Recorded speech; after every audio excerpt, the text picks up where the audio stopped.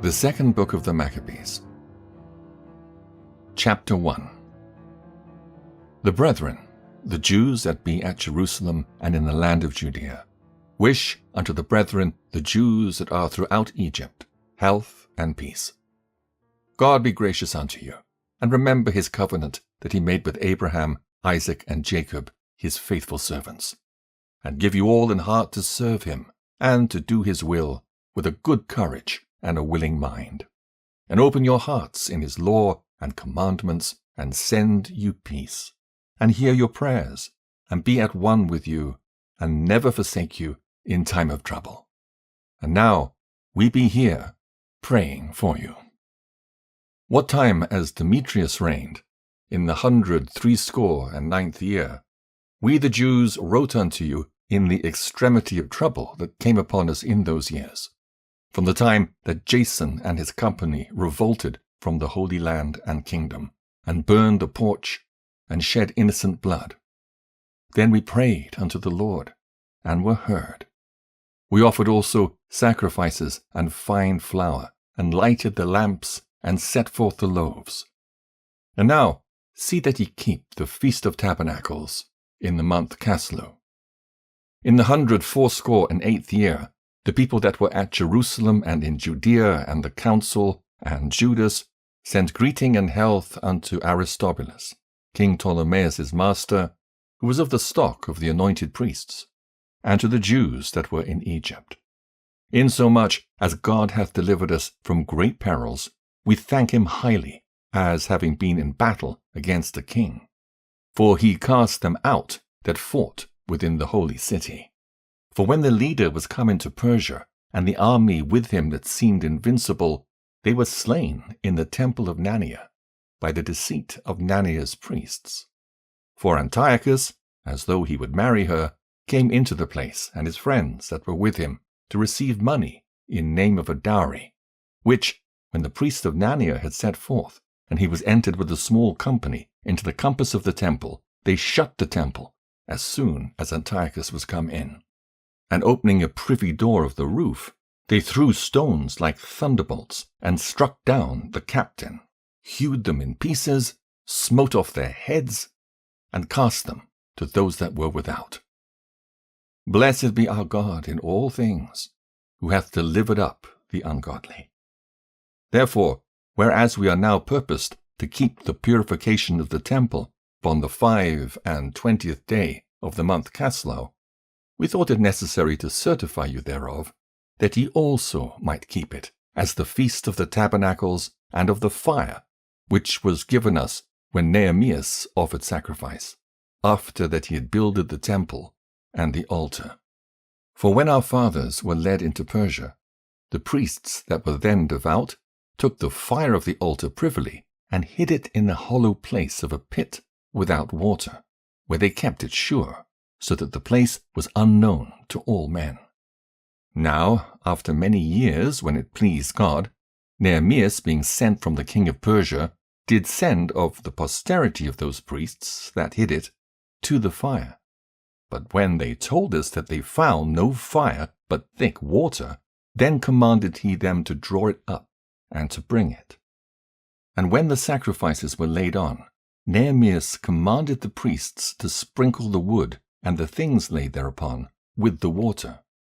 When this was done, and the time came that the sun shone, which afore was hid in the cloud, there was a great fire kindled, so that every man marveled.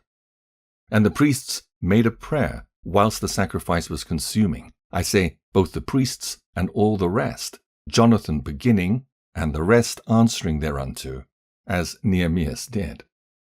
And the prayer was after this manner: O Lord, Lord God, Creator of all things, who art fearful and strong, and righteous and merciful, and the only and gracious King, the only giver of all things, the only just, almighty, and everlasting, thou that deliverest Israel from all trouble, and didst choose the fathers and sanctify them. Receive the sacrifice for thy whole people Israel, and preserve thine own portion, and sanctify it. Gather those together that are scattered from us, Deliver them that serve among the heathen. Look upon them that are despised and abhorred, and let the heathen know that thou art our God. Punish them that oppress us, and with pride do us wrong. Plant thy people again in thy holy place, as Moses hath spoken. And the priests sung psalms of thanksgiving. Now when the sacrifice was consumed, Nehemias commanded the water that was left to be poured on the great stones. When this was done, there was kindled a flame, but it was consumed by the light that shined from the altar. So when this matter was known, it was told the king of Persia that in the place where the priests that were led away had hid the fire, there appeared water, and that Nehemias had purified the sacrifices therewith. Then the king, enclosing the place, made it holy, after he had tried the matter. And the king took many gifts, and bestowed thereof on those whom he would gratify. And Nehemias called this thing Naphtha, which is as much to say, a cleansing. But many men called it Nephi. Chapter 2. It is also found in the records that Jeremy the prophet commanded them that were carried away to take of the fire, as it hath been signified. And how that the prophet, having given them the law, charged them not to forget the commandments of the Lord, and that they should not err in their minds when they see images of silver and gold with their ornaments. And with other speeches exhorted he them, that the law should not depart from their hearts. It was also contained in the same writing that the prophet, being warned of God, commanded the tabernacle and the ark to go with him, as he went forth into the mountain where Moses climbed up, and saw the heritage of God. And when Jeremy came thither, he found an hollow cave, wherein he laid the tabernacle and the ark and the altar of incense, and so stopped the door. And some of those that followed him came to mark the way, but they could not find it. Which when Jeremy perceived, he blamed them, saying, As for that place, it shall be unknown until the time that God gather his people again together, and receive them unto mercy. Then shall the Lord show them these things, and the glory of the Lord shall appear, and the cloud also, as it was showed under Moses, and as when Solomon desired that the place might be honorably sanctified. It was also declared that he, being wise, offered the sacrifice of dedication and of the finishing of the temple. And as when Moses prayed unto the Lord, the fire came down from heaven and consumed the sacrifices, even so prayed Solomon also, and the fire came down from heaven and consumed the burnt offerings. And Moses said, Because the sin offering was not to be eaten, it was consumed. So Solomon kept those 8 days. The same things also were reported in the writings and commentaries of Nehemias, and how he, founding a library, gathered together the acts of the kings and the prophets and of David and the epistles of the kings concerning the holy gifts. In like manner also Judas gathered together all those things that were lost by reason of the war we had, and they remain with us. Whereof, if ye have need thereof, send some to fetch them unto you. Whereas we then are about to celebrate the purification, we have written unto you, and ye shall do well if ye keep the same days.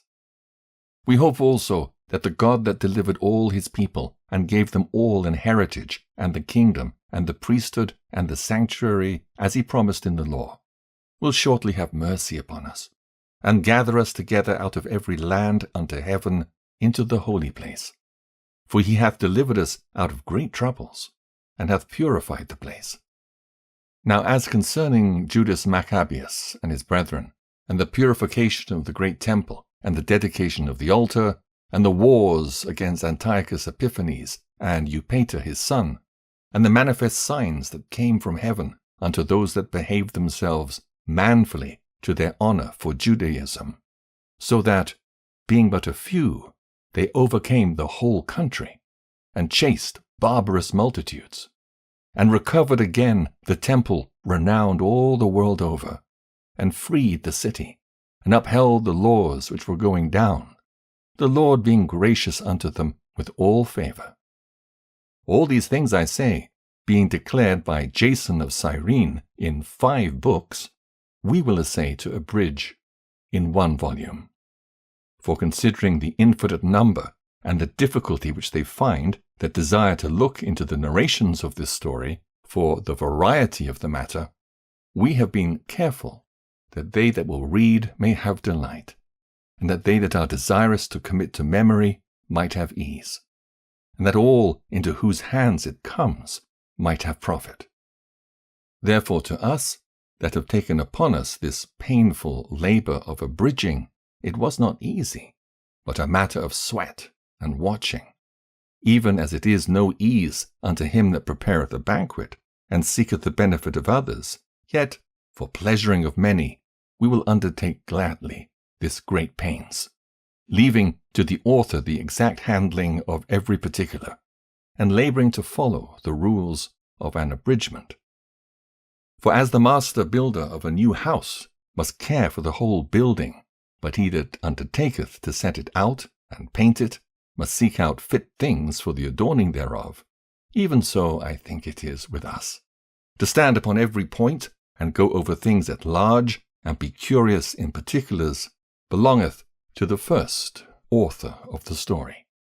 But to use brevity and avoid much laboring of the work is to be granted to him that will make an abridgment. Here then will we begin the story, only adding thus much to that which hath been said, that it is a foolish thing to make a long prologue, and to be short in the story itself. Chapter 3. Now when the holy city was inhabited with all peace, and the laws were kept very well, because of the godliness of Onias the high priest, and his hatred of wickedness, it came to pass that even the kings themselves did honor the place, and magnify the temple with their best gifts, insomuch that Seleucus of Asia of his own revenues bare all the costs belonging to the service of the sacrifices. But one Simon of the tribe of Benjamin, who was made governor of the temple, fell out with the high priest about disorder in the city. And when he could not overcome Onias, he gat him to Apollonius, the son of Thracius, who was then governor of Cilicia and Phenice, and told him that the treasury in Jerusalem was full of infinite sums of money, so that the multitude of their riches, which did not pertain to the account of the sacrifices, was innumerable, and that it was possible to bring all into the king's hand. Now when Apollonius came to the king, and had showed him of the money whereof he was told, the king chose out Heliodorus his treasurer, and sent him with a commandment to bring him the foresaid money. So forthwith Heliodorus took his journey, under a colour of visiting the cities of Cilicia and Phenice, but indeed to fulfill the king's purpose. And when he was come to Jerusalem, and had been courteously received of the high priest of the city, he told him what intelligence was given of the money, and declared wherefore he came, and asked if these things were so indeed. Then the high priest told him that there was such money laid up for the relief of widows and fatherless children, and that some of it belonged to Hyrcanus, the son of Tobias, a man of great dignity, and not as that wicked Simon had misinformed. The sum whereof in all was 400 talents of silver, and 200 of gold, and that it was altogether impossible that such wrongs should be done unto them that had committed it to the holiness of the place, and to the majesty and inviolable sanctity of the temple, honored over all the world. But Heliodorus, because of the king's commandment given him, said that in any wise it must be brought into the king's treasury. So, at the day which he appointed, he entered in to order this matter. Wherefore there was no small agony throughout the whole city. But the priests, prostrating themselves before the altar in their priests' vestments, called unto heaven upon him that made a law concerning things given to be kept, that they should safely be preserved for such as had committed them to be kept. Then whoso had looked the high priest in the face, it would have wounded his heart. For his countenance and the changing of his colour declared the inward agony of his mind. For the man was so compassed with fear and horror of the body, that it was manifest to them that looked upon him what sorrow he had now in his heart. Others ran, flocking out of their houses to the general supplication, because the place was like to come into contempt. And the women, girt with sackcloth under their breasts, abounded in the streets. And the virgins that were kept in ran, some to the gates, and some to the walls, and others looked out of the windows. And all, holding their hands toward heaven, made supplication.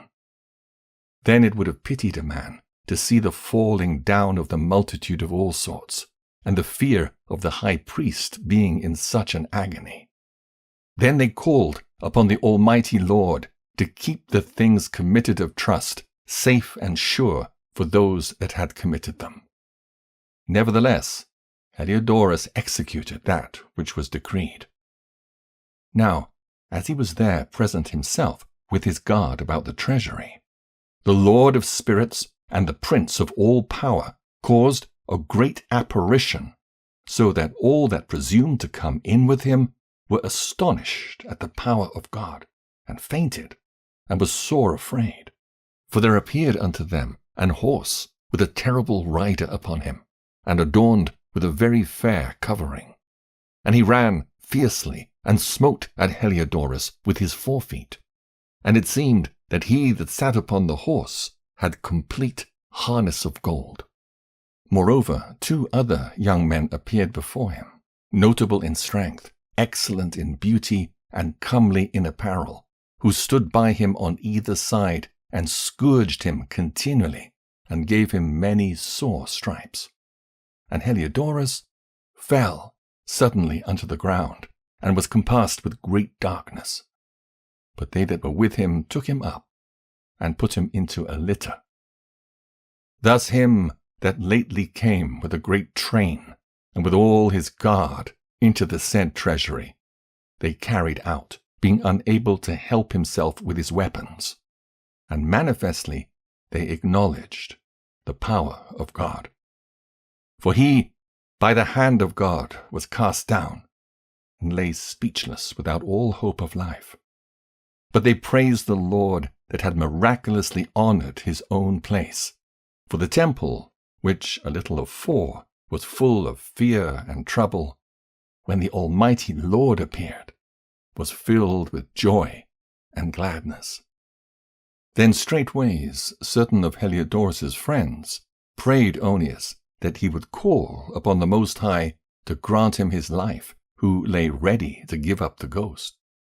So the high priest, suspecting lest the king should misconceive that some treachery had been done to Heliodorus by the Jews, offered a sacrifice for the health of the man.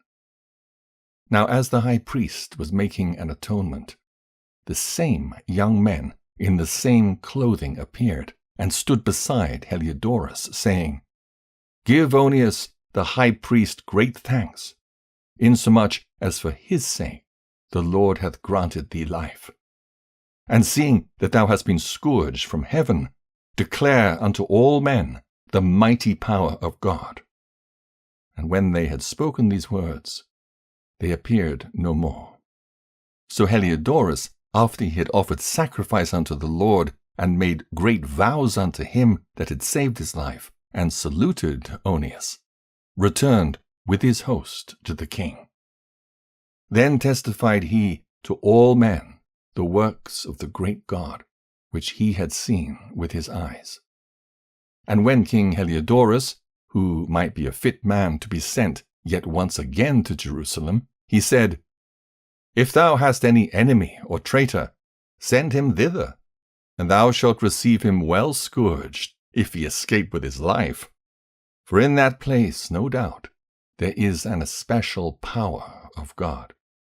For he that dwelleth in heaven hath his eye on that place, and defendeth it, and he beateth and destroyeth them that come to hurt it. And the things concerning Heliodorus and the keeping of the treasury fell out on this sort. Chapter 4.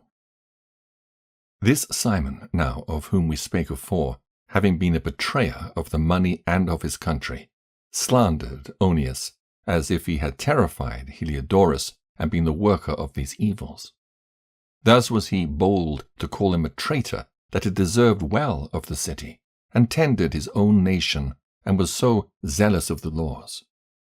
But when their hatred went so far, that by one of Simon's faction murders were committed, Onias, seeing the danger of this contention, and that Apollonius, as being the governor of Coele and Phenice, did rage and increase Simon's malice, he went to the king, not to be an accuser of his countrymen, but seeking the good of all, both public and private. For he saw that it was impossible that the state should continue quiet, and Simon leave his folly, unless the king did look thereunto. But after the death of Seleucus, when Antiochus called Epiphanes took the kingdom, Jason, the brother of Onias, labored underhand to be high priest, promising unto the king by intercession 360 talents of silver, and of another revenue 80 talents. Besides this, he promised to assign 150 more, if he might have license to set him up a place for exercise, and for the training up of youth in the fashions of the heathen, and to write them of Jerusalem by the name of Antiochians, which, when the king had granted, and he had gotten into his hand the rule, he forthwith brought his own nation to Greekish fashion. And the royal privileges granted of special favor to the Jews by the means of John, the father of Eupolemus, who went ambassador to Rome for amity and aid, he took away, and putting down the governments which were according to the law, he brought up new customs against the law. For he built gladly a place of exercise under the tower itself, and brought the chief young men under his subjection, and made them wear a hat.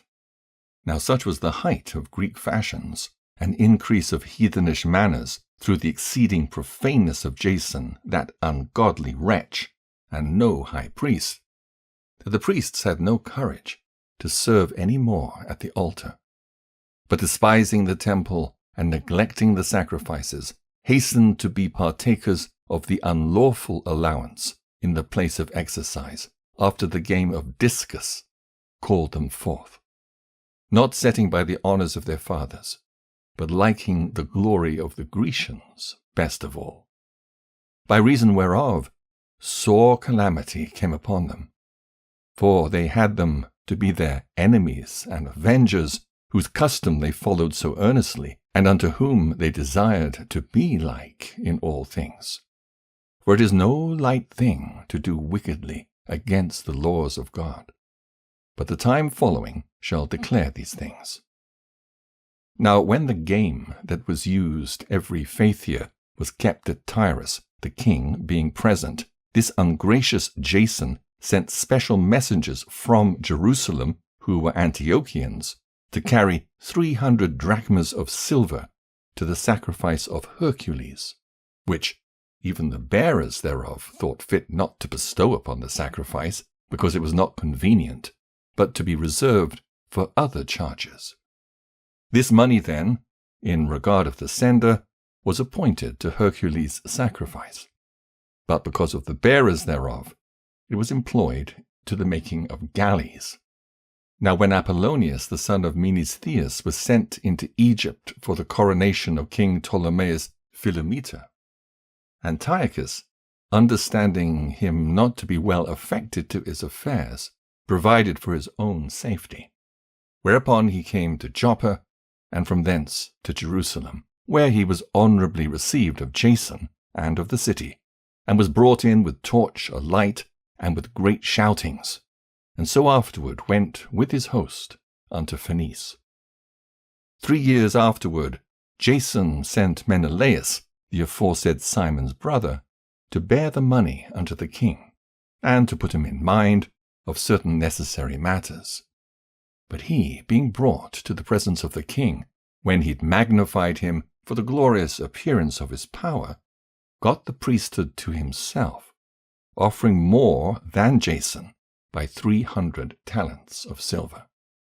So he came with the king's mandate, bringing nothing worthy the high priesthood, but having the fury of a cruel tyrant and the rage of a savage beast. Then Jason, who had undermined his own brother, being undermined by another, was compelled to flee into the country of the Ammonites. So Menelaus got the principality. But as for the money that he promised unto the king, he took no good order for it, albeit Sostratus, the ruler of the castle, required it. For unto him appertained the gathering of the customs, wherefore they were both called before the king. Now Menelaus left his brother Lysimachus in his stead in the priesthood, and Sostratus left Crates, who was governor of the Cyprians. While those things were in doing, they of Tarsus and Malice made insurrection, because they were given to the king's concubine, called Antiochus. Then came the king in all haste to appease matters, leaving Andronicus, a man in authority, for his deputy.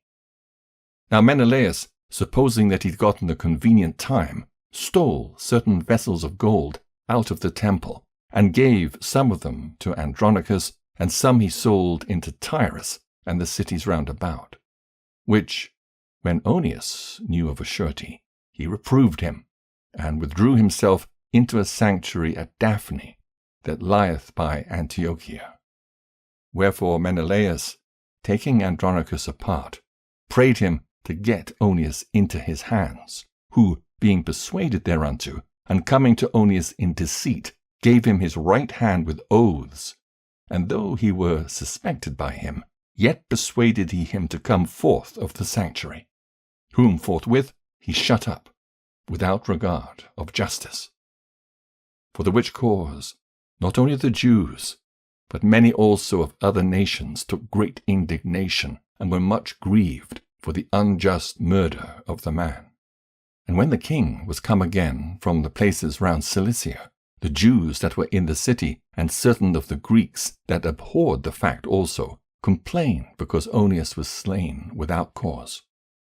Therefore Antiochus was heartily sorry, and moved to pity, and wept, because of the sober and modest behavior of him that was dead.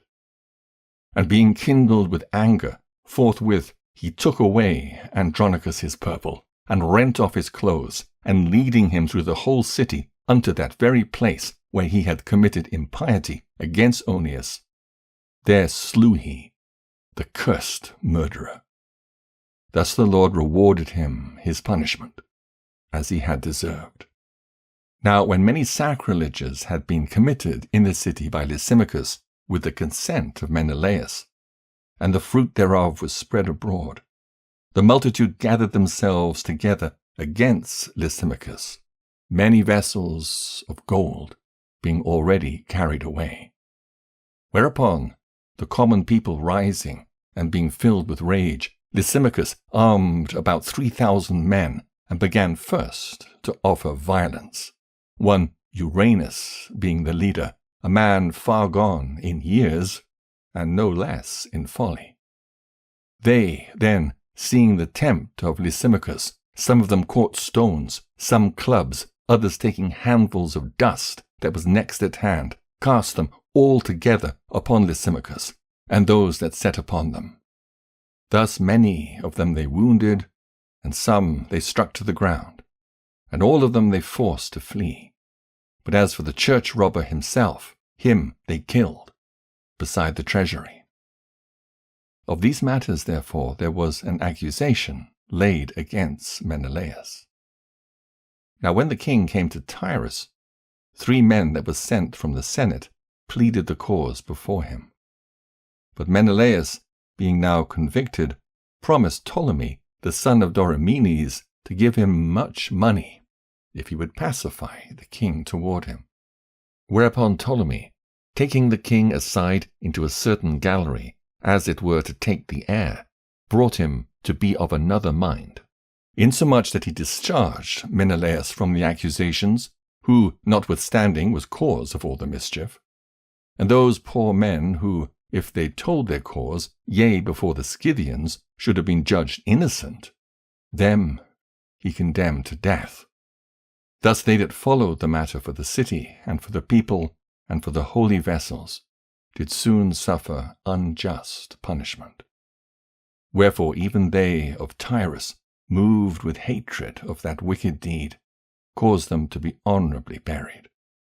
And so, through the covetousness of them that were of power, Menelaus remained still in authority, increasing in malice, and being a great traitor to the citizens. Chapter 5. About the same time Antiochus prepared his second voyage into Egypt.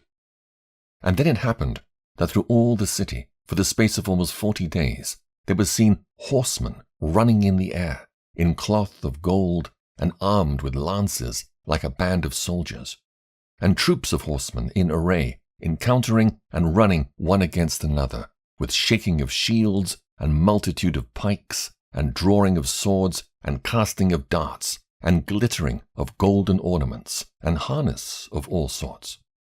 Wherefore every man prayed that that apparition might turn to good. And when there was gone forth a false rumour, as though Antiochus had been dead, Jason took at least 1,000 men, and suddenly made an assault upon the city. And they that were upon the walls being put back, and the city at length taken, Menelaus fled into the castle.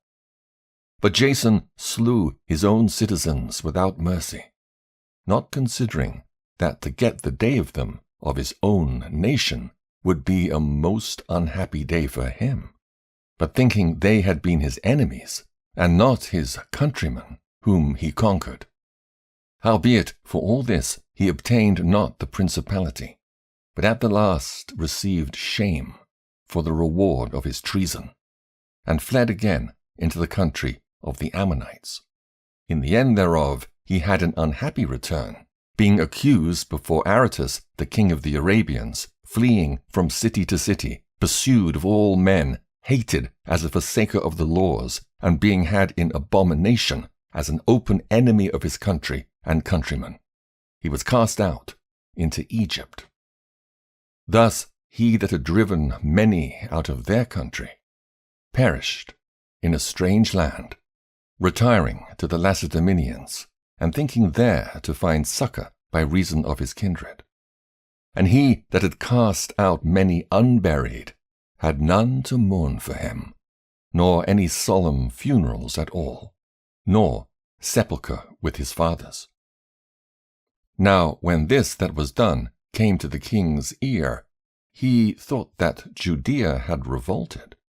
Whereupon, removing out of Egypt in a furious mind, he took the city by force of arms, and commanded his men of war not to spare such as they met, and to slay such as went up upon the houses.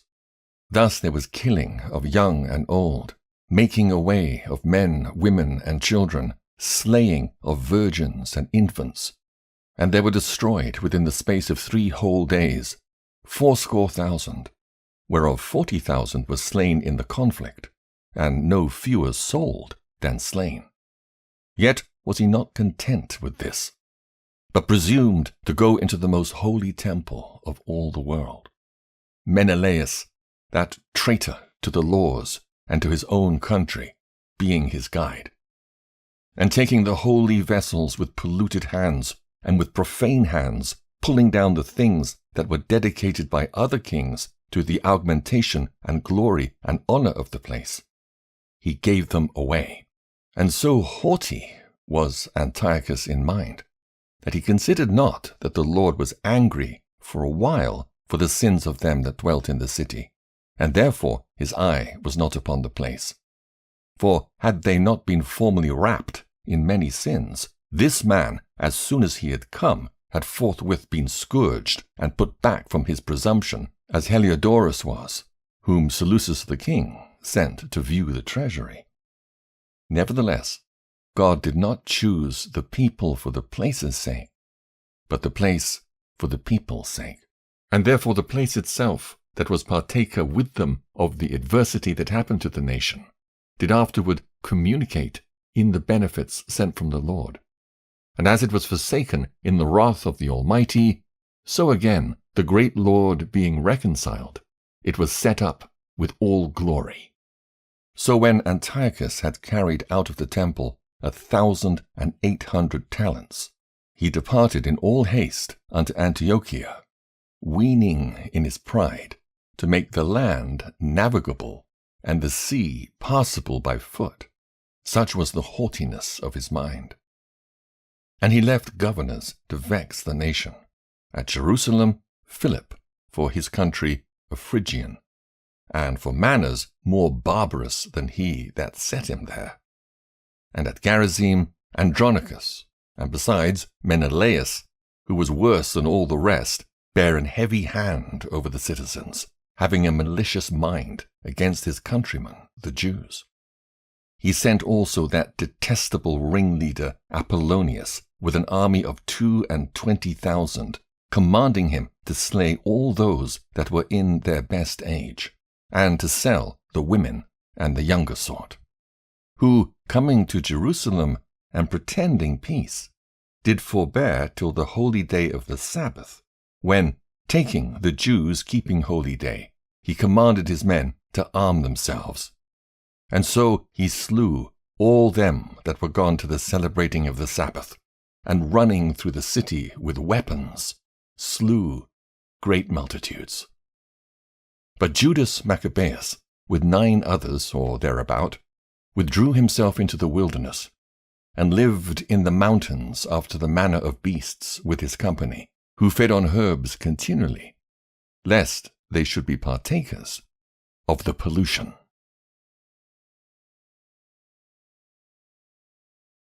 Chapter 6. Not long after this, the king sent an old man of Athens to compel the Jews to depart from the laws of their fathers, and not to live after the laws of God, and to pollute also the temple in Jerusalem, and to call it the temple of Jupiter Olympius, and that in Gerizim of Jupiter the defender of strangers, as they did desire that dwelt in the place. The coming in of this mischief was sore and grievous to the people, for the temple was filled with riot and revelling by the Gentiles, who dallied with harlots, and had to do with women within the circuit of the holy places, and besides that brought in things that were not lawful. The altar also was filled with profane things, which the law forbiddeth. Neither was it lawful for a man to keep Sabbath days or ancient fasts, or to profess himself at all to be a Jew. And in the day of the king's birth, every month they were brought by bitter constraint to eat of the sacrifices. And when the fast of Bacchus was kept, the Jews were compelled to go in procession to Bacchus, carrying ivy. Moreover, they went out a decree to the neighbor cities of the heathen by the suggestion of Ptolemy against the Jews, that they should observe the same fashions and be partakers of their sacrifices. And whoso would not conform themselves to the manner of the Gentiles should be put to death. Then might a man have seen the present misery.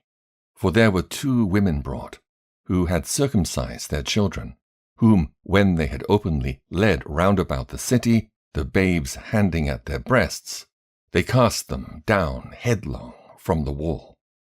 And others that had run together into caves near by, to keep the Sabbath day secretly, being discovered by Philip, were all burnt together, because they made a conscience to help themselves for the honor of the most sacred day. Now I beseech those that read this book, that they be not discouraged for these calamities, but that they judge those punishments not to be for destruction, but for a chastening of our nation. For it is a token of his great goodness, when wicked doers are not suffered any long time, but forthwith punished. For not as with other nations, whom the Lord patiently forbeareth to punish, till they be come to the fullness of their sins, so dealeth he with us. Lest that, being come to the height of sin, afterwards he should take vengeance of us. And therefore he never withdraweth his mercy from us. And though he punish with adversity, yet doth he never forsake his people. But let this that we have spoken be for a warning unto us. And now will we come to the declaring of the matter in a few words. Eleazar, one of the principal scribes, an aged man, and of well-favored countenance, was constrained to open his mouth and to eat swine's flesh. But he, choosing rather to die gloriously than to live stained with such an abomination, spit it forth, and came of his own accord to the torment, as it behoved them to come that are resolute to stand out against such things, as are not lawful for love of life to be tasted. And they that had charge of that wicked feast, for the old acquaintance they had with the man, taking him aside, besought him to bring flesh of his own provision, such as was lawful for him to use, and make as if he did eat of the flesh, taken from the sacrifice commanded by the king, that in so doing he might be delivered from death, and, for the old friendship with them, find favor. But he began to consider discreetly, and as became his age, and the excellency of his ancient years, and the honor of his grey head whereon was come, and his most honest education from a child, or rather the holy law made and given by God, therefore he answered accordingly, and willed them straightways to send him to the grave. For it becometh not our age, said he, in any wise to dissemble, whereby many young persons might think that Eleazar, being 80 years old and 10, were now gone to a strange religion.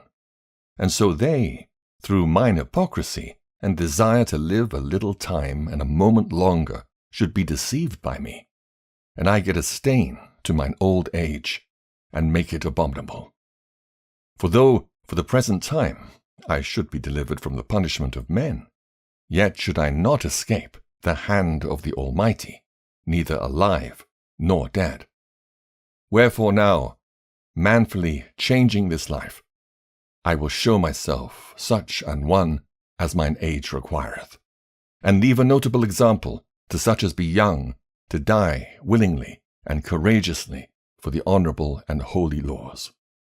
And when he had said these words, immediately he went to the torment. Them that led him, changing the good will they bare him a little before into hatred, because the foresaid speeches proceeded, as they thought, from a desperate mind. But when he was ready to die with stripes, he groaned and said, It is manifest unto the Lord, that hath the holy knowledge, that whereas I might have been delivered from death, I now endure sore pains in body by being beaten. But in soul I am well content to suffer these things, because I fear him. And thus this man died, leaving his death for an example of a noble courage and a memorial of virtue, not only to young men, but unto all his nation. Chapter 7. And it came to pass also, that 7 brethren with their mother were taken, and compelled by the king against the law to taste swine's flesh, and were tormented with scourges and whips. But one of them that spake first said thus, What wouldest thou ask or learn of us? We are ready to die rather than to transgress the laws of our fathers. Then the king, being in a rage, commanded pans and cauldrons to be made hot, which forthwith being heated, he commanded to cut out the tongue of him that spake first, and to cut off the utmost parts of his body, the rest of his brethren and his mother looking on. And when he was thus maimed in all his members, he commanded him, being yet alive, to be brought to the fire, and to be fried in the pan.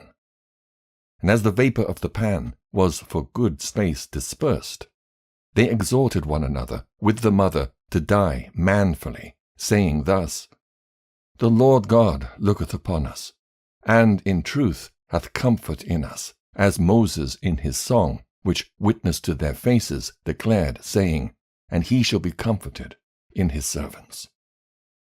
So when the first was dead after this number, they brought the second, to make him a mocking stock. And when they'd pulled off the skin of his head with the hair, they asked him, Wilt thou eat, before thou be punished throughout every member of thy body? But he answered in his own language and said, No. Wherefore he also received the next torment in order as the former did. And when he was at the last gasp, he said, Thou, like a fury, takest us out of this present life. But the King of the world shall raise us up, who have died for his laws, unto everlasting life. After him was the third, made a mocking stock. And when he was required, he put out his tongue, and that right soon, holding forth his hands manfully, and said courageously, These I had from heaven, and for his laws I despised them, and from him I hope to receive them again. Insomuch that the king, and they that were with him, marveled at the young man's courage, for that he nothing regarded the pains. Now when this man was dead also, they tormented and mangled the fourth in like manner. So when he was ready to die, he said thus, It is good, being put to death by men, to look for hope from God, to be raised up again by him. As for thee, thou shalt have no resurrection to life. Afterward they brought the fifth also, and mangled him. Then looked he unto the king and said, Thou hast power over men, thou art corruptible, thou doest what thou wilt. Yet think not that our nation is forsaken of God. But abide a while, and behold his great power, how he will torment thee and thy seed. After him also they brought the sixth, who being ready to die, said, Be not deceived without cause. For we suffer these things for ourselves, having sinned against our God, therefore marvelous things are done unto us. But think not thou that takest in hand to strive against God, that thou shalt escape unpunished. But the mother was marvelous above all, and worthy of honorable memory. For when she saw her 7 sons slain within the space of one day, she bare it with a good courage, because of the hope that she had in the Lord. Yea, she exhorted every one of them in her own language, filled with courageous spirits, and stirring up her womanish thoughts with a manly stomach, she said unto them, I cannot tell how ye came into my womb, for I neither gave you breath nor life. Neither was it I that formed the members of every one of you, but doubtless the Creator of the world, who formed the generation of man, and found out the beginning of all things, will also of his own mercy give you breath and life again, as ye now regard not your own selves, for his law's sake. Now Antiochus, thinking himself despised, and suspecting it to be a reproachful speech, whilst the youngest was yet alive, did not only exhort him by words, but also assured him with oaths that he would make him both a rich and a happy man, if he would turn from the laws of his fathers, and that also he would take him for his friend, and trust him with affairs. But when the young man would in no case hearken unto him, the king called his mother, and exhorted her that she would counsel the young man to save his life. And when he had exhorted her with many words, she promised him that she would counsel her son. But she, bowing herself toward him, laughing the cruel tyrant to scorn, spake in her country language on this manner, O my son, have pity upon me that bare thee 9 months in my womb, and gave thee such 3 years, and nourished thee, and brought thee up unto this age, and endured the troubles of education. I beseech thee, my son, look upon the heaven and the earth, and all that is therein, and consider that God made them of things that were not, and so was mankind made likewise. Fear not this tormentor, but being worthy of thy brethren, take thy death, that I may receive thee again in mercy with thy brethren. While she was yet speaking these words, the young man said, Whom wait ye for? I will not obey the king's commandment, but I will obey the commandment of the law that was given unto our fathers by Moses. And thou, that hast been the author of all mischief against the Hebrews, shall not escape the hands of God. For we suffer because of our sins. And though the living Lord be angry with us a little while for our chastening and correction, yet shall he be at one again with his servants. But thou, O godless man, and of all other most wicked, be not lifted up without a cause, nor puffed up with uncertain hopes, lifting up thy hand against the servants of God. For thou hast not yet escaped the judgment of the Almighty God, who seeth all things. For our brethren, who now have suffered a short pain, are dead under God's covenant of everlasting life. But thou, through the judgment of God, shall receive just punishment for thy pride.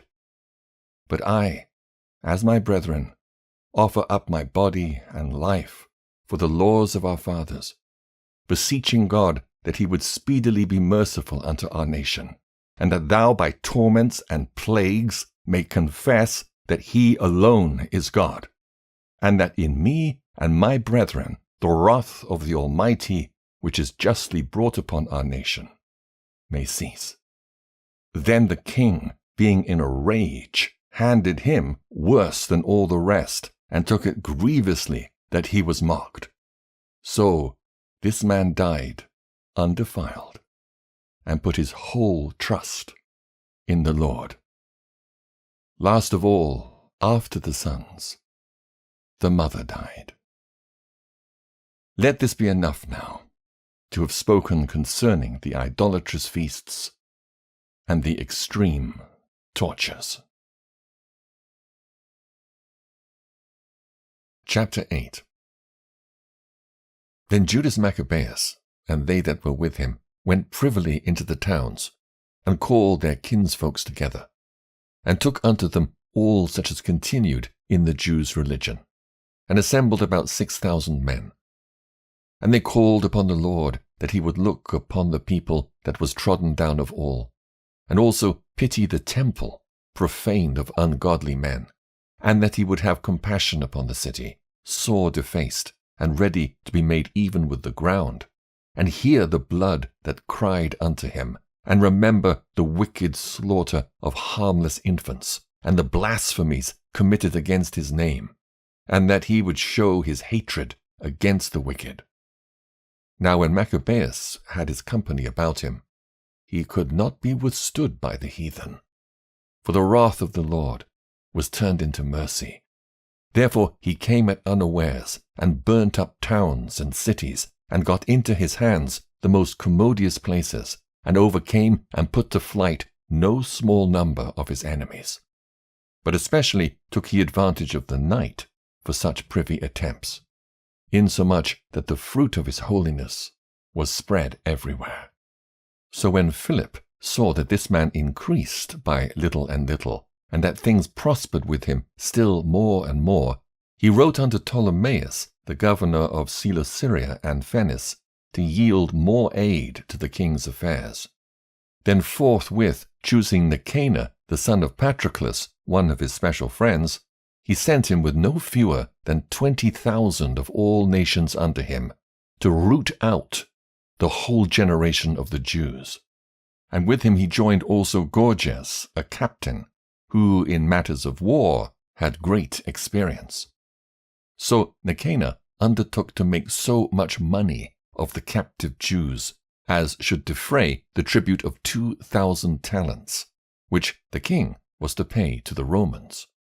Wherefore immediately he sent to the cities upon the sea coast, proclaiming a sale of the captive Jews, and promising that they should have 80 bodies for 1 talent, not expecting the vengeance that was to follow upon him from the Almighty God.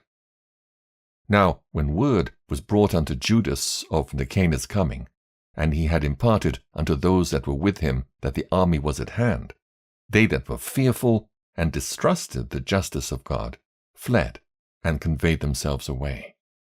Others sold all that they had left, and withal besought the Lord to deliver them, sold by the wicked Nicanor before they met together. And if not for their own sakes, yet for the covenants he had made with their fathers, and for his holy glorious name's sake, by which they were called. So Maccabees called his men together unto the number of 6,000, and exhorted them not to be stricken with terror of the enemy, nor to fear the great multitude of the heathen who came wrongly against them, but to fight manfully, and to set before their eyes the injury that they had unjustly done to the holy place, and the cruel handling of the city, whereof they made a mockery, and also the taking away of the government of their forefathers. For they, said he, trust in their weapons and boldness, but our confidence is in the Almighty, who at a beck can cast down both them that come against us, and also all the world. Moreover, he recounted unto them what helps their forefathers had found, and how they were delivered, when under Sennacherib 185,000 perished. And he told them of the battle that they had in Babylon with the Galatians, how they came but 8,000 in all to the business, with 4,000 Macedonians, and that the Macedonians being perplexed, the 8,000 destroyed 120,000, because of the help that they had from heaven, and so received a great booty. Thus when he had made them bold with these words, and ready to die for the law and the country, he divided his army into 4 parts, and joined with himself his own brethren, leaders of each band, to wit Simon and Joseph and Jonathan, giving each one 1,500 men. Also he appointed Eleazar to read the holy book, and when he had given them this watchword, the help of God, himself leading the first band, and by the help of the Almighty they slew above 9,000 of their enemies, and wounded and maimed the most part of Nicanor's host, and so put all to flight, and took their money that came to buy them, and pursued them far. But lacking time, they returned, for it was the day before the Sabbath, and therefore they would no longer pursue them. So when they gathered their armor together and spoiled their enemies, they occupied themselves about the Sabbath, yielding exceeding praise and thanks to the Lord, who had preserved them unto that day, which was the beginning of mercy distilling upon them. And after the Sabbath, when they had given part of the spoils to the maimed and the widows and orphans, the residue they divided among themselves and their servants. When this was done, and they had made a common supplication, they besought the merciful Lord to be reconciled with his servants forever. Moreover, of those that were with Timotheus and Maccabees who fought against them, they slew above 20,000, and very easily got high and strongholds, and divided among themselves many spoils more, and made the maimed, orphans, widows, yea, the aged also, equal in spoils with themselves. And when they had gathered their armor together, they laid them up all carefully in convenient places, and the remnant of the spoils they brought to Jerusalem. They slew also Philakes, that wicked person, who was with Timotheus, and had annoyed the Jews many ways. Furthermore, at such time as they kept the feast for the victory in their country, they burned Callisthenes, that had set fire upon the holy gates, who had fled into a little house. And so he received a reward meet for his wickedness. As for that most ungracious Nicanor, who had brought 1,000 merchants to buy the Jews, he was, through the help of the Lord, brought down by them, of whom he made least account, and putting off his glorious apparel, and discharging his company, he came like a fugitive servant through the midland unto Antioch, having very great dishonor, for that his host was destroyed. Thus he that took upon him to make good to the Romans their tribute by means of captives in Jerusalem told abroad that the Jews had God to fight for them, and therefore they could not be hurt, because they followed the laws that he gave them. Chapter 9. About that time came Antiochus with dishonor out of the country of Persia. For he had entered the city called Persepolis, and went about to rob the temple and to hold the city. Whereupon the multitude, running to defend themselves with their weapons, put them to flight. And so it happened that Antiochus, being put to flight of the inhabitants, returned with shame. Now when he came to Ecbatani, news was brought him what had happened unto Nicanor and Timotheus. Then swelling with anger, he thought to avenge upon the Jews the disgrace done unto him by those that made him flee. Therefore commanded he his chariotmen to drive without ceasing, and to dispatch the journey, the judgment of God now following him. For he had spoken proudly in this sort, that he would come to Jerusalem and make it a common burying place of the Jews. But the Lord Almighty, the God of Israel, smote him with an incurable and invisible plague. For as soon as he had spoken these words, a pain of the bowels that was remediless came upon him, and sore torments of the inner parts, and that most justly, for he had tormented other men's bowels with many and strange torments. Howbeit he nothing at all ceased from his bragging, but still was filled with pride, breathing out fire in his rage against the Jews, and commanding to haste the journey. But it came to pass that he fell down from his chariot, carried violently, so that having a sore fall, all the members of his body were much pained. And thus he that was a little afore thought he might command the waves of the sea, so proud was he beyond the condition of man, and weigh the high mountains in a balance, was now cast on the ground, and carried in a horse litter, showing forth unto all the manifest power of God, so that the worms rose up out of the body of this wicked man, and whiles he lived in sorrow and pain, his flesh fell away, and the filthiness of his smell was noisome to all his army. And the man that thought a little afore he could reach to the stars of heaven, no man could endure to carry for his intolerable stink. Here, therefore, being plagued, he began to leave off his great pride, and to come to the knowledge of himself by the scourge of God, his pain increasing every moment. And when he himself could not abide his own smell, he said these words, "It is meet to be subject unto God, and that a man that is mortal should not proudly think of himself as if he were God." This wicked person vowed also unto the Lord, who now no more would have mercy upon him, saying thus, that the holy city, to which he was going in haste to lay it even with the ground, and to make it a common burying place, he would set at liberty. And as touching the Jews, whom he had judged not worthy so much as to be buried, but to be cast out with their children, to be devoured of the fowls and wild beasts, he would make them all equals to the citizens of Athens. And the holy temple, which before he had spoiled, he would garnish with goodly gifts, and restore all the holy vessels with many more, and out of his own revenue defray the charges belonging to the sacrifices. Yea, and that also he would become a Jew himself, and go through all the world that was inhabited, and declare the power of God.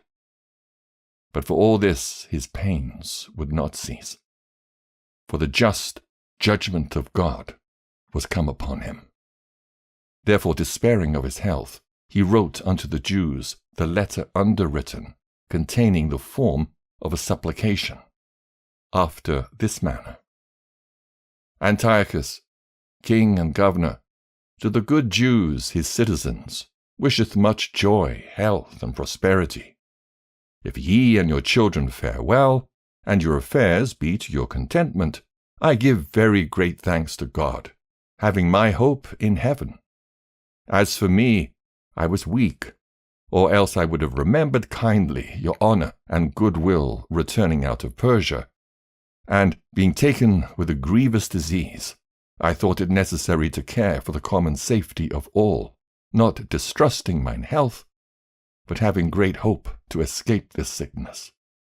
But considering that even my father, at what time he led an army into the high countries, appointed a successor, to that end, if anything fell out contrary to expectation, or if any tidings were brought that were grievous, they of the land, knowing to whom the state was left, might not be troubled.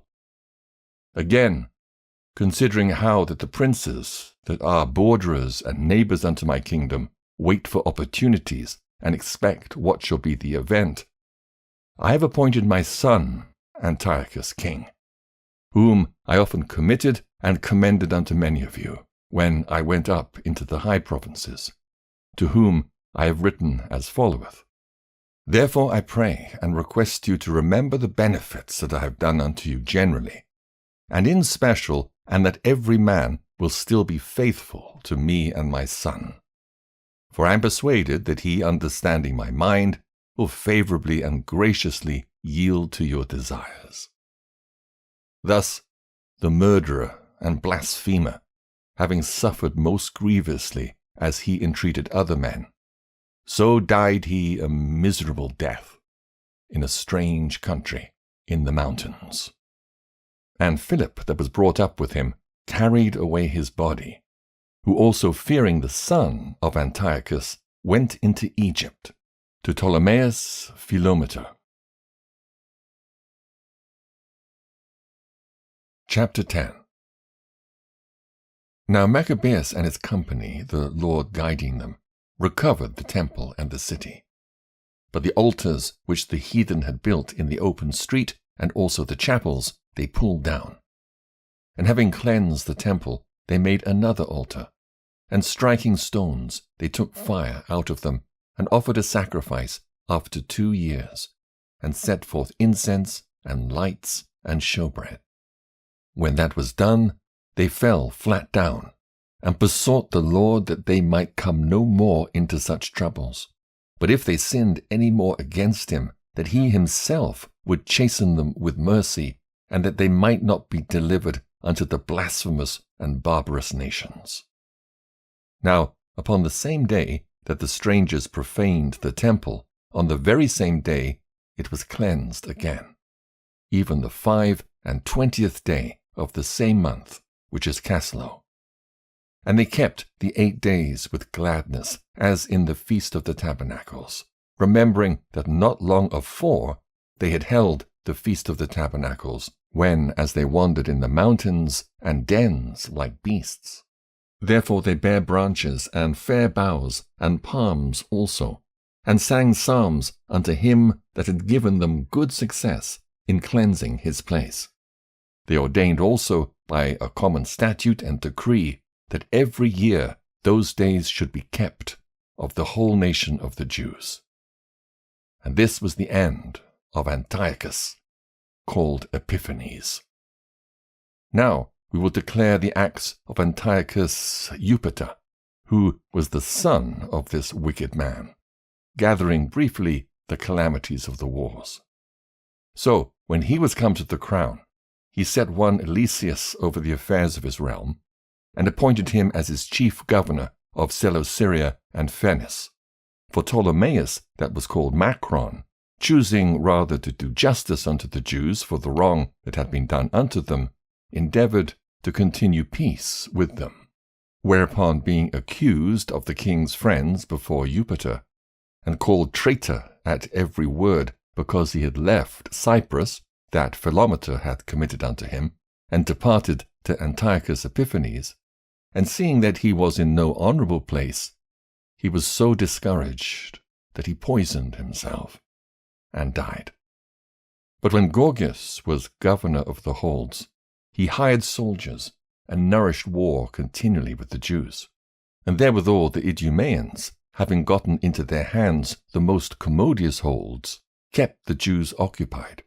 And receiving those that were banished from Jerusalem, they went about to nourish war. Then they that were with Maccabees made supplication, and besought God that he would be their helper. And so they ran with violence upon the strongholds of the Idumeans. And assaulting them strongly, they won the holds, and kept off all that fought upon the wall, and slew all that fell into their hands, and killed no fewer than 20,000. And because certain, who were no less than 9,000, were fled together into 2 very strong castles, having all manner of things convenient to sustain the siege, Maccabees left Simon and Joseph and Zacchaeus also, and them that were with him, who were enough to besiege them, and departed himself unto those places which more needed his help. Now they that were with Simon, being led with covetousness, were persuaded for money through certain of those that were in the castle, and took 70,000 drachms, and let some of them escape. But when it was told Maccabeus what was done, he called the governors of the people together, and accused those men that they had sold their brethren for money, and set their enemies free to fight against them. So he slew those that were found traitors, and immediately took the 2 castles. And having good success with his weapons and all things he took in hand, he slew in the 2 holds more than 20,000. Now Timotheus, whom the Jews had overcome before, when he had gathered a great multitude of foreign forces and horses out of Asia, not a few, came as though he would take Jewry by force of arms. But when he drew near, they that were with Maccabeus turned themselves to pray unto God, and sprinkled earth upon their heads, and girded their loins with sackcloth, and fell down at the foot of the altar, and besought him to be merciful to them, and to be an enemy to their enemies, and an adversary to their adversaries, as the law declareth. So after prayer, they took their weapons, and went on further from the city. And when they drew near to their enemies, they kept by themselves. Now the sun, being newly risen, they joined both together, the one part having together with their virtue their refuge also unto the Lord for a pledge of their success and victory, the other side making their rage leader of their battle. But when the battle waxed strong, there appeared unto the enemies from heaven 5 comely men upon horses, with bridles of gold, and 2 of them led the Jews, and took Maccabeus betwixt them, and covered him on every side weapons, and kept him safe, but shot arrows and lightnings against the enemies, so that being confounded with blindness and full of trouble, they were killed. And there was slain of footmen 20,500, and 600 horsemen. As for Timotheus himself, he fled into a very stronghold called Gaura, where Chereas was governor. And they that were with Maccabeus laid siege against the fortress courageously 4 days. And they that were within, trusting to the strength of the place, blasphemed exceedingly, and uttered wicked words. Nevertheless, upon the 5th day, early, 20 young men of Maccabeus' company, inflamed with anger because of the blasphemies, assaulted the wall manly, and with a fierce courage killed all they met withal. Others likewise, ascending after them, whiles they were busied with them that were within, burnt the towers, and kindling fires burnt the blasphemers alive. And others broke open the gates, and having received in the rest of the army, took the city, and killed Timotheus, that was hid in a certain pit, and Chereas his brother, with Apollophanes. When this was done, they praised the Lord with psalms and thanksgiving, who had done so great things for Israel, and given them the victory.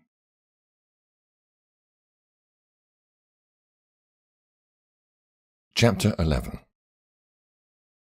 Not long after, Lysias, the king's protector and cousin, who also managed the affairs, took sore displeasure for the things that were done.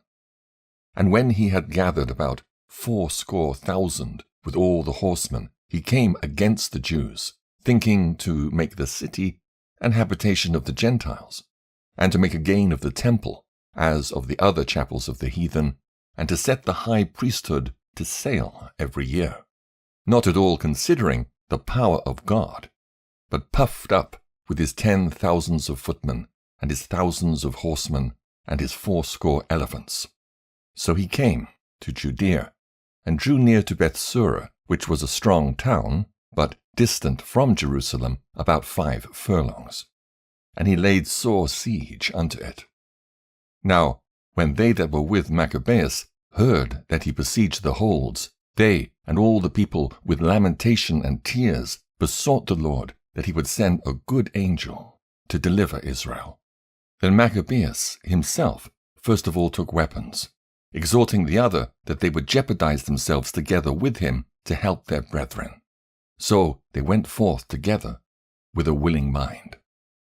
And as they were at Jerusalem, there appeared before them on horseback one in white clothing, shaking his armor of gold. Then they praised the merciful God altogether, and took heart, insomuch that they were ready not only to fight with men, but with most cruel beasts, and to pierce through walls of iron. Thus they marched forward in their armor, having an helper from heaven, for the Lord was merciful unto them. And giving a charge upon their enemies like lions, they slew 11,000 footmen and 1,600 horsemen, and put all the other to flight. Many of them also, being wounded, escaped naked. And Lysias himself fled away shamefully, and so escaped, who, as he was a man of understanding, casting with himself what loss he had had, and considering that the Hebrews could not be overcome, because the Almighty God helped them, he sent unto them and persuaded them to agree to all reasonable conditions, and promised that he would persuade the king that he must needs be a friend unto them.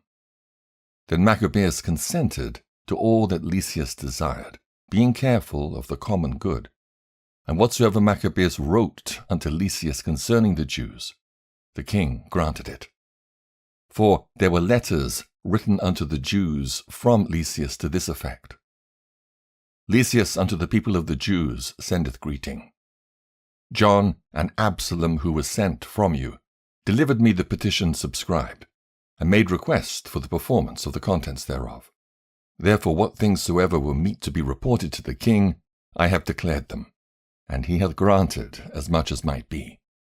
And if then ye will keep yourselves loyal to the state, hereafter also will I endeavor to be a means of your good.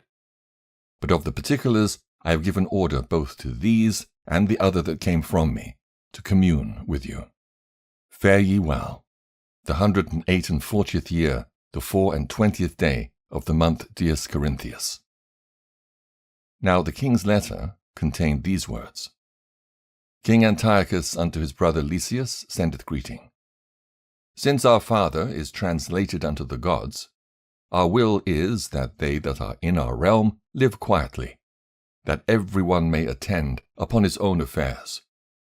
We understand also that the Jews would not consent to our father, for to be brought unto the custom of the Gentiles, but had rather keep their own manner of living, for the which cause they require of us that we should suffer them to live after their own laws.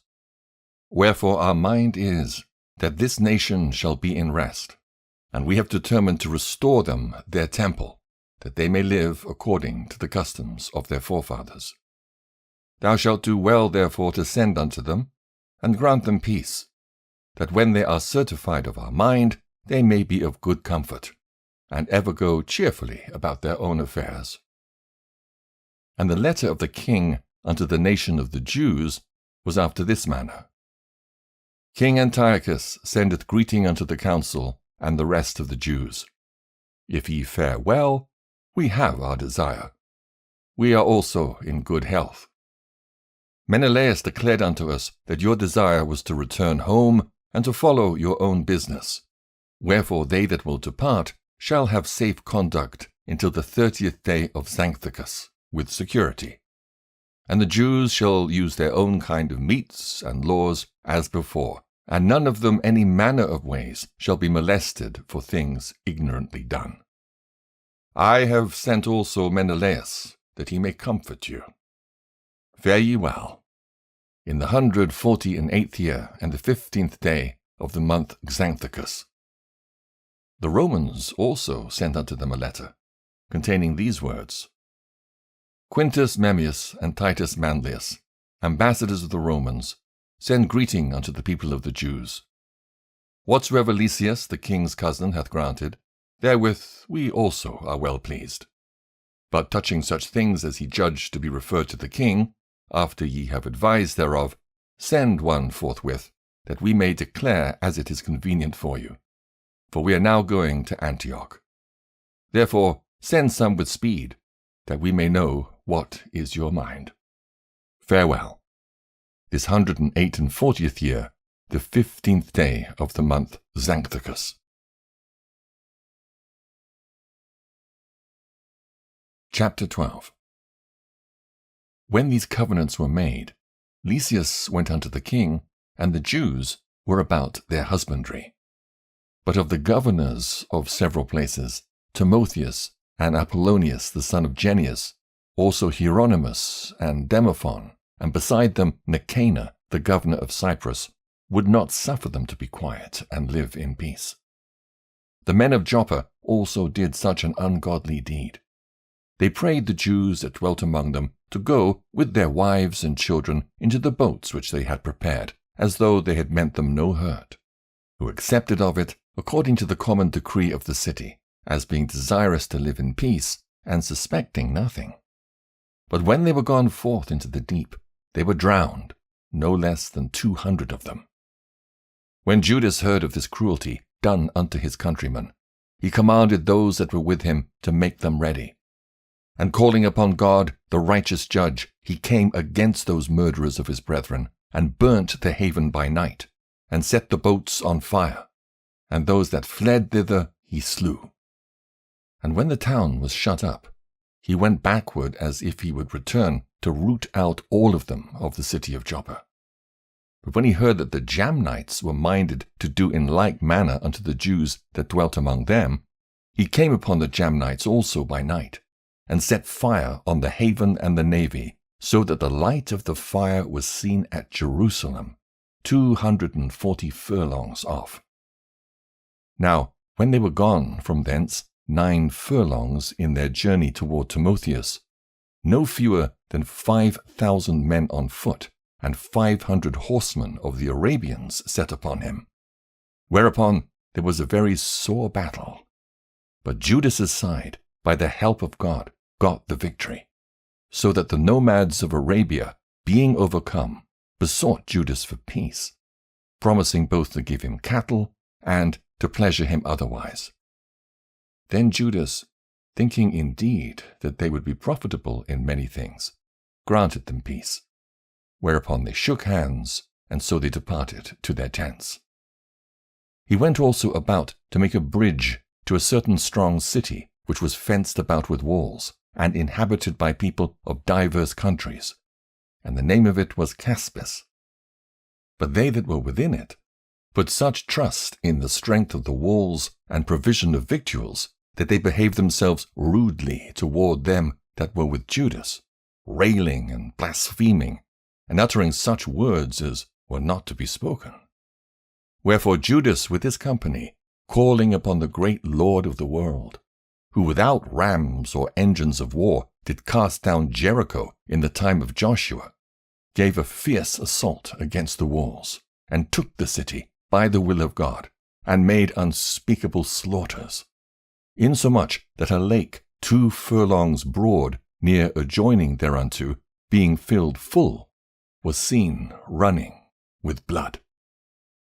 Then departed they from thence 750 furlongs, and came to Charissa, unto the Jews that are called Tubienai. But as for Timotheus, they found him not in the places. For before he had dispatched anything, he departed from thence, having left a very strong garrison in a certain hold. Howbeit Dositheus and Sosipater, who were of Maccabees' captains, went forth and slew those that Timotheus had left in the fortress, above 10,000 men.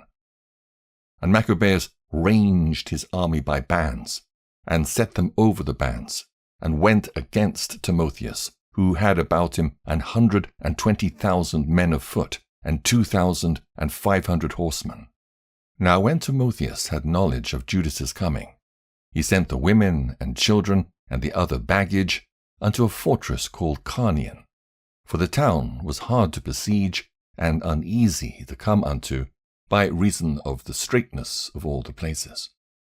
But when Judas his first band came in sight, the enemies being smitten with fear and terror through the appearing of him who seeth all things, fled amain, one running into this way, another that way, so as that they were often hurt of their own men, and wounded with the points of their own swords. Judas also was very earnest in pursuing them, killing those wicked wretches, of whom he slew about 30,000 men. Moreover, Timotheus himself fell into the hands of Dositheus and Sosipater, whom he besought with much craft to let him go with his life, because he had many of the Jews' parents, and the brethren of some of them who, if they put him to death, should not be regarded. So when he had assured them with many words that he would restore them without hurt, according to the agreement, they let him go for the saving of their brethren. Then Maccabeus marched forth to Carnion, and to the temple of Atargatus, and there he slew 25,000 persons.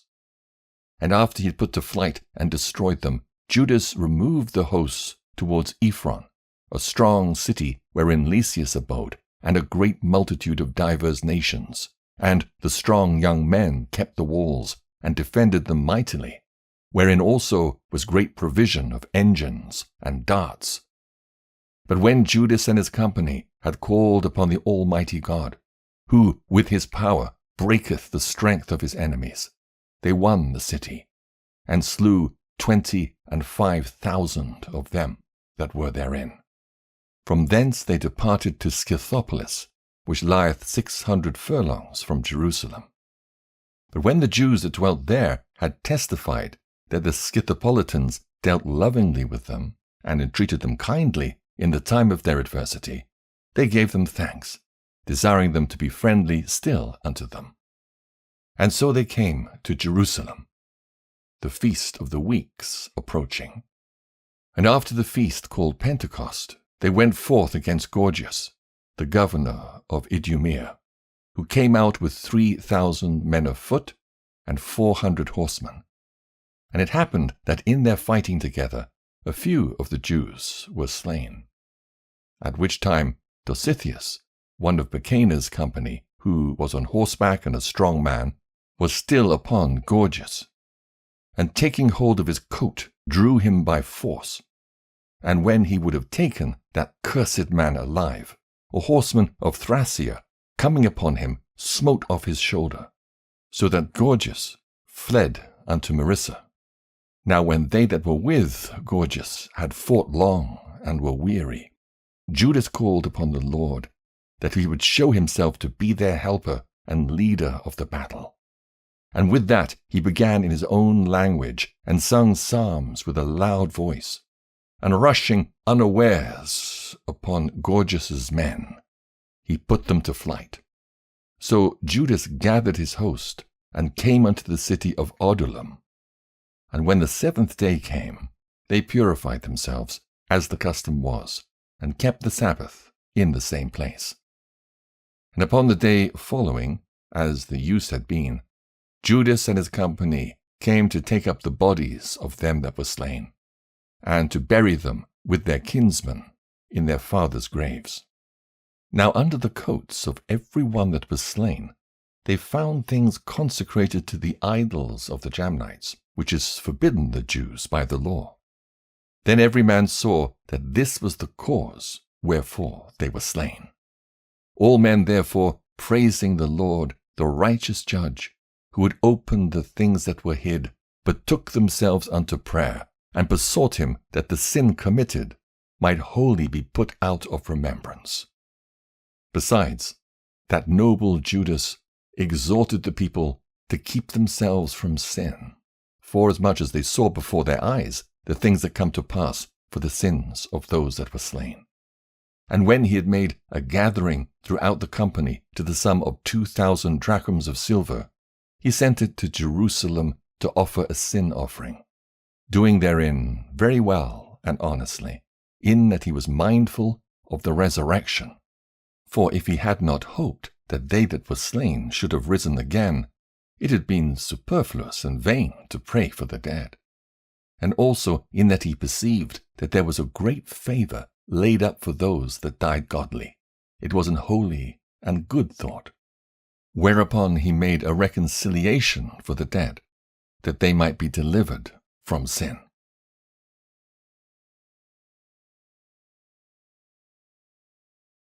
Chapter 13.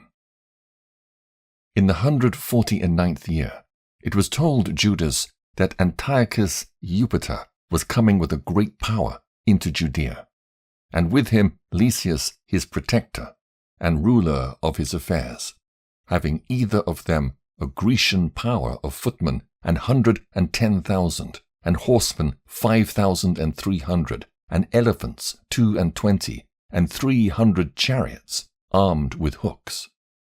Menelaus also joined himself with them, and with great dissimulation encouraged Antiochus, not for the safeguard of the country, but because he thought to have been made governor. But the King of Kings moved Antiochus's mind against this wicked wretch, and Lysias informed the king that this man was the cause of all mischief, so that the king commanded to bring him unto Berea, and to put him to death, as the manner is in that place. Now there was in that place a tower of 50 cubits high, full of ashes, and it had a round instrument on which every side hanged down into the ashes, and whosoever was condemned of sacrilege or had committed any other grievous crime, there did all men thrust him unto death. Such a death, it happened, that wicked man to die, not having so much as burial in the earth, and that most justly, for insomuch as he had committed many sins about the altar whose fire and ashes were holy, he received his death in ashes. Now the king came with a barbarous and haughty mind to do far worse to the Jews than had been done in his father's time, which things, when Judas perceived, he commanded the multitude to call upon the Lord night and day, that if ever at any other time he would now also help them, being at the point to be put from their law, from their country, and from the holy temple, and that he would not suffer the people, that had even now been but little refreshed, to be in subjection to the blasphemous nations. So when they had all done this together, and besought the merciful Lord with weeping and fasting, and lying flat upon the ground 3 days long, Judas, having exhorted them, commanded that they should be in a readiness. And Judas, being apart with the elders, determined, before the king's host should enter into Judea and get the city, to go forth and try the matter in fight, by the help of the Lord.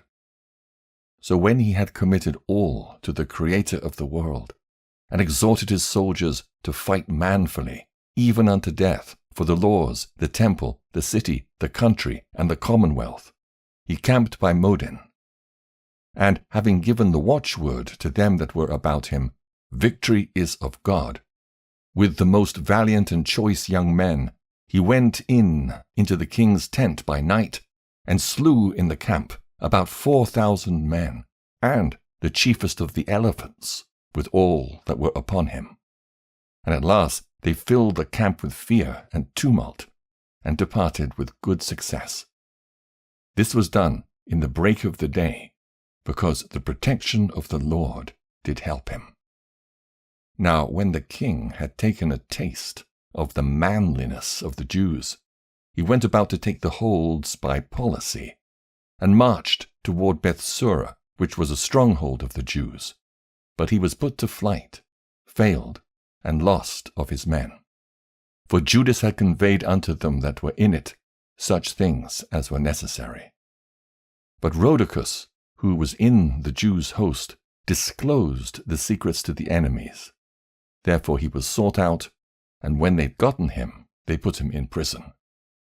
The king treated with them in Bethsum the second time, gave his hand, took theirs, departed, fought with Judas, was overcome, heard that Philip, who was left over the affairs in Antioch, was desperately bent, confounded, entreated the Jews, submitted himself, and sware to all equal conditions, agreed with them, and offered sacrifice, honored the temple, and dealt kindly with the place, and accepted well of Maccabees, made him principal governor from Ptolemais unto the Gerhenians. Came to Ptolemais, the people there were grieved for the covenants, for they stormed, because they would make their covenants void. Lysias went up to the judgment seat, said as much as could be said in defense of the cause, persuaded, pacified, made them well affected, returned to Antioch. Thus it went, touching the king's coming and departing.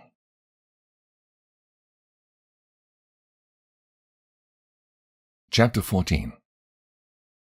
After 3 years was Judas informed that Demetrius, the son of Seleucus, having entered by the haven of Tripolis with a great power and navy, had taken the country, and killed Antiochus and Lysias his protector. Now one Alcimus, who had been high priest and had defiled himself wilfully in the times of their mingling with the Gentiles, seeing that by no means he could save himself, nor have any more access to the holy altar, came to King Demetrius in the 150th year, presenting unto him a crown of gold and a palm, and also of the boughs that were used solemnly in the temple, and so that day he held his peace. Howbeit, having gotten opportunity to further his foolish enterprise, and being called into council by Demetrius, and asked how the Jews stood affected, and what they intended, he answered thereunto, Those of the Jews that he called Asidians, whose captain is Judas Maccabeus, nourish war and are seditious, and will not let the rest be in peace. Therefore I, being deprived of mine ancestors' honor, I mean the high priesthood, am now come hither, first verily for the unfeigned care I have of things pertaining to the king, and secondly, even for that I intend the good of mine own countrymen.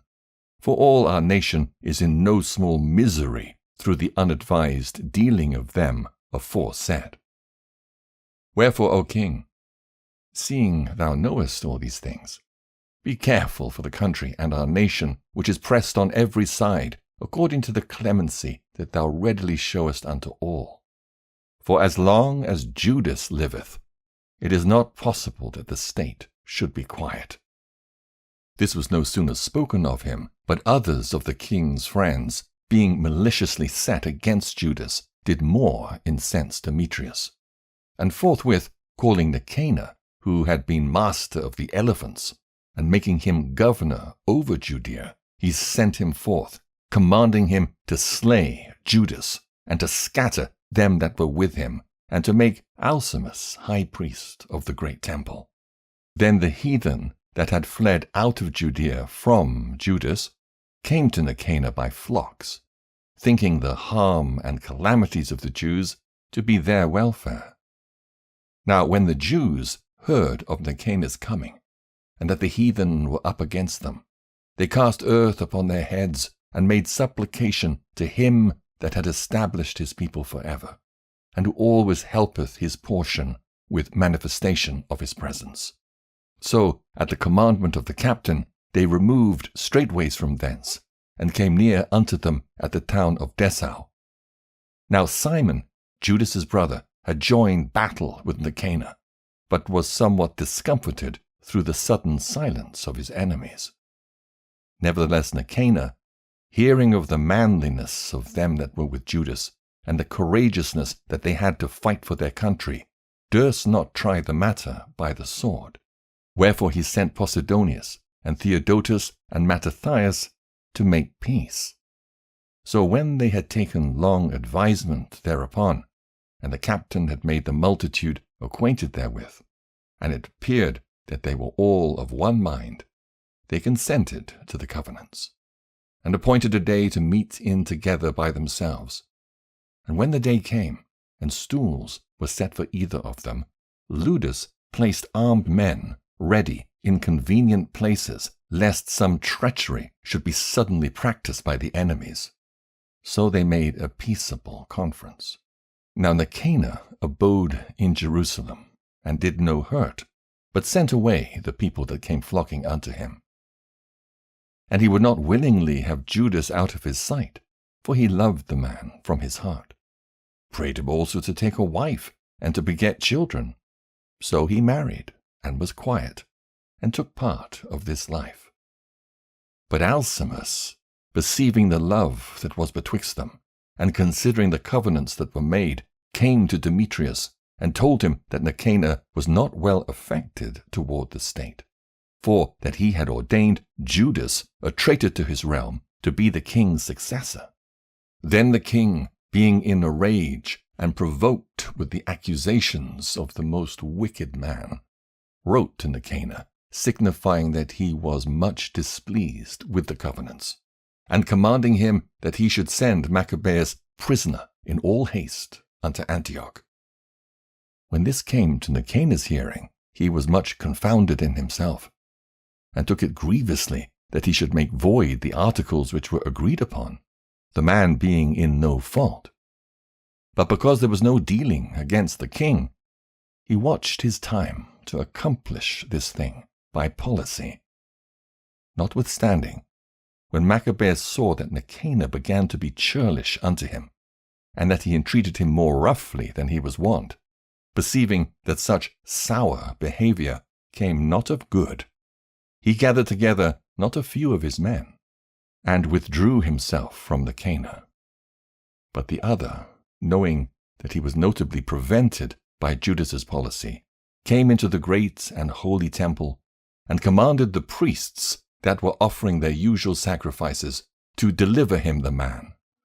And when they sware that they could not tell where the man was whom he sought, he stretched out his right hand toward the temple, and made an oath in this manner: If ye will not deliver me Judas as a prisoner, I will lay this temple of God even with the ground, and I will break down the altar and erect a notable temple unto Bacchus.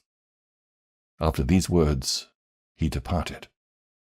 Then the priests lifted up their hands toward heaven, and besought him that was ever a defender of their nation, saying in this manner: Thou, O Lord of all things, who hast need of nothing, wast pleased that the temple of thine habitation should be among us. Therefore now, O holy Lord of all holiness, keep this house ever undefiled, which lately was cleansed, and stop every unrighteous mouth. Now there was there accused unto Nicanor one Razis, one of the elders of Jerusalem, a lover of his countrymen, and a man of very good report, who for his kindness was called a father of the Jews, for in the former times, when they mingled not themselves with the Gentiles, he had been accused of Judaism, and did boldly jeopard his body and life with all vehemency for the religion of the Jews. So Nicanor, willing to declare the hate that he bare unto the Jews, sent above 500 men of war to take him, for he thought by taking him to do the Jews much hurt. Now when the multitude would have taken the tower, and violently broken into the outer door, and bade that fire should be brought to burn it, he, being ready to be taken on every side, fell upon his sword, choosing rather to die manfully than to come into the hands of the wicked, to be abused otherwise than beseemed his noble birth. But missing his stroke through haste, the multitude also rushing within the doors, he ran boldly up to the wall, and cast himself down manfully amongst the thickest of them. But they, quickly giving back, and a space being made, he fell down into the midst of the void place. Nevertheless, while there was yet breath within him, being inflamed with anger, he rose up, and though his blood gushed out like spouts of water, and his wounds were grievous, yet he ran through the midst of the throng, and standing upon a steep rock, when as his blood was now quite gone, he plucked out his bowels, and taking them in both his hands, he cast them upon the throng, and calling upon the Lord of life and spirit to restore him those again, he thus died.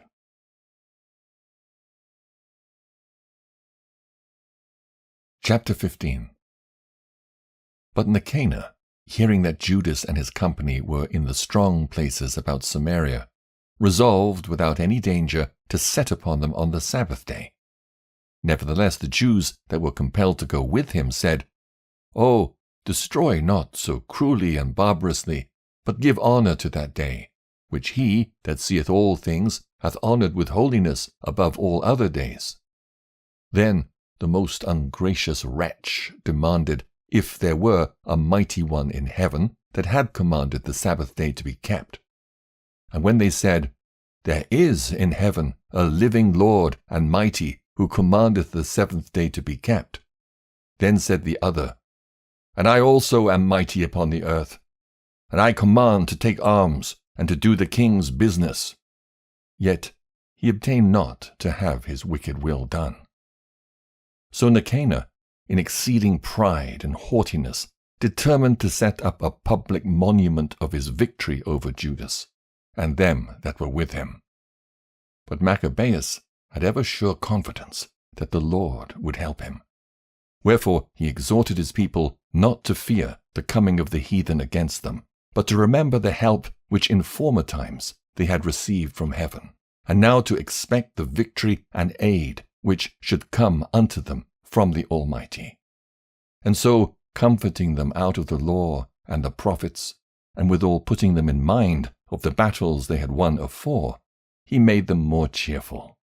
And when he had stirred up their minds, he gave them their charge, showing them therewithal the falsehood of the heathen and the breach of oaths. Thus he armed every one of them, not so much with defence of shields and spears, as with comfortable and good words. And besides that, he told them a dream, worthy to be believed, as if it had been so indeed, which did not a little rejoice them. And this was his vision, that Onias, who had been high priest, a virtuous and a good man, reverend in conversation, gentle in condition, well spoken also, and exercised from a child in all points of virtue, holding up his hands, prayed for the whole body of the Jews. This done, in like manner, there appeared a man with grey hairs and exceeding glorious, who was of a wonderful and excellent majesty. Then Onias answered, saying, "This is a lover of the brethren, who prayeth much for the people and for the holy city, to wit, Jeremias, the prophet of God." Whereupon Jeremias, holding forth his right hand, gave to Judas a sword of gold, and in giving it spake thus, "Take this holy sword, a gift from God, with the which thou shalt wound the adversaries." Thus being well comforted by the words of Judas, which were very good, and able to stir them up to valor and to encourage the hearts of the young men, they determined not to pitch camp, but courageously to set upon them, and manfully to try the matter by conflict, because the city and the sanctuary and the temple were in danger. For the care that they took for their wives and their children, their brethren and folks, was in least account with them. But the greatest and principal fear was for the holy temple. Also they that were in the city took not the least care, being troubled for the conflict abroad. And now, when as all looked what should be the trial, and the enemies were already come near, and the army was set in array, and the beasts conveniently placed, and the horsemen set in wings, Maccabees, seeing the coming of the multitude, and the divers preparations of armor, and the fierceness of the beasts, stretched out his hands toward heaven, and called upon the Lord that worketh wonders, knowing that victory cometh not by arms, but even as it seemeth good to him, he giveth it to such as are worthy. Therefore in his prayer he said after this manner, O Lord, thou didst send thine angel in the time of Ezekias king of Judea, and didst slay in the hosts of Sennacherib 184,500. Wherefore now also, O Lord of heaven, send a good angel before us for a fear and dread unto them. And through the might of thine arm, let those be stricken with terror that come against thy holy people to blaspheme. And he ended thus. Then Nicanor and they that were with him came forward with trumpets and songs. But Judas and his company encountered the enemies with invocation and prayer, so that, fighting with their hands and praying unto God with their hearts, they slew no less than 35,000 men. For through the appearance of God they were greatly cheered. Now when the battle was done, returning again with joy, they knew that Nicanor lay dead in his harness. Then they made a great shout and a noise, praising the Almighty in their own language. And Judas, who was ever the chief defender of the citizens both in body and mind, and who continued his love toward his countrymen all his life, commanded to strike off Nicanor's head and his hand with his shoulder, and bring them to Jerusalem. So when he was there, and called them of his nation together, and set the priests before the altar, he sent for them that were of the tower, and showed them vile Nicanor's head, and the hand of that blasphemer, which with proud brags he had stretched out against the holy temple of the Almighty. And when he'd cut out the tongue of that ungodly Nicanor, he commanded that they should give it by pieces unto the fowls, and hang up the reward of his madness before the temple. So every man praised toward the heaven the glorious Lord, saying, Blessed be he that hath kept his own place undefiled. He hanged also Nicanor's head upon the tower, an evident and manifest sign unto all of the help of the Lord. And they ordained all with a common decree in no case to let that day pass without solemnity, but to celebrate the 30th day of the 12th month, which in the Syrian tongue is called Adar, the day before Mardocheus's day. Thus it went with Nicanor, and from that time forth the Hebrews had the city in their power. And here will I make an end. And if I have done well, and as is fitting the story, it is that which I desired. But if slenderly and meanly, it is that which I could attain unto. For as it is hurtful to drink wine or water alone, and as wine mingled with water is pleasant, and delighteth the taste, even so speech, finely framed, delighteth the ears of them that read the story. And here shall be an end.